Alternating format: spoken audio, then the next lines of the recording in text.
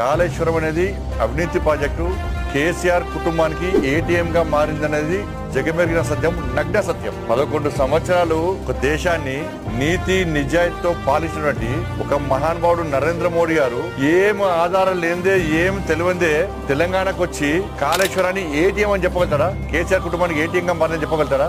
నరేంద్ర మోడీ గారు చెప్పారు, అమిత్ షా గారు చెప్పారు, మా జాతీయ అధ్యక్షులు జేపీ నడ్డా గారు చెప్పారు, రాష్ట్ర నాయకులు చెప్పారు. కాబట్టి 100% ఇది కేసీఆర్ కుటుంబానికి ఏటీఎం లెక్క మారింది. వాళ్ళ మా స్టాండ్ ఒకటే ఊసరి లెక్క రంగులు మార్చే స్టాండ్ మాది కాదు. పార్టీ స్టాండ్ మా స్టాండ్. ఇప్పుడు నేను ఒక రాష్ట్ర అధ్యక్షుడిగా ఉన్నా, నా ఫోన్ ట్యాపింగ్ సంబంధించి నాకు నోటీస్ ఇచ్చారు. అంటే అప్పుడు రాష్ట్ర అధ్యక్షుడు ఉన్నప్పుడు ఒక స్టాండ్, ఇప్పుడు మినిస్టర్ యొక్క స్టాండ్ మారుతుందా? పార్టీ స్టాండ్ నా స్టాండ్. నేను మినిస్టర్ కూడా, రాష్ట్ర అధ్యక్షుడు ఉన్నా, రాష్ట్ర అధ్యక్షులు లేకుండా సామాన్య కార్యకర్తలు కూడా పార్టీ స్టాండ్ నా స్టాండ్. స్టాండ్ మారదు. భారతీయ జనతా పార్టీ కార్యకర్తలు, కమిట్మెంట్ తో పనిచేసే కార్యకర్తల నాయకుల స్టాండ్ మారదు. పార్టీ నిర్ణయమే మా నిర్ణయం. నేను వ్యక్తిగతంగా మారతలేను. మా స్టాండ్ మోడీ స్టాండ్, మా స్టాండ్ జేపీ